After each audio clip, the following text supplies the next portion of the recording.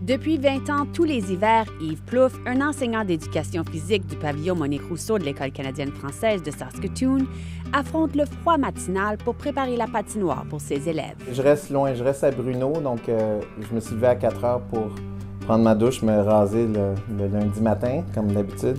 Puis après ça, marcher mon chien, puis après ça, arriver ici. Avoir une glace parfaite est une passion pour lui. Il passe des heures et des heures. L'enseignant a même construit sa propre Zamboni en 2010 pour s'assurer que la surface glacée est suffisamment lisse. C'est avec une hausse de jardin, puis des tuyaux en PVC. J'ai fait 4 trous chaque, puis il y a un robinet pour arrêter l'eau, puis la structure assez solide. Et cette année, en raison du temps anormalement doux et sec, Yves Plouffe a dû transporter 15 sacs de neige provenant de la décharge d'une Zamboni d'une patinoire intérieure pour pouvoir préparer la patinoire. S'il le fait, c'est pour que les élèves puissent profiter du cours de patinage. Soucieux de ses élèves, il s'est assuré que tous puissent y participer, qu'ils aient leur propre patin ou non.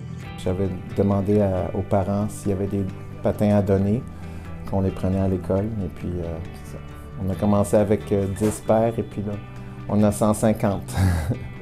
Le plaisir pour Yves Plouffe, c'est de voir ses élèves se dépasser. Il y a comme un nouvel arrivant du Liban cette année, puis il pleurait avant d'arriver dans la cabane parce qu'il avait vraiment peur. Puis j'ai dit, c'est pas grave, on va mettre tes patins.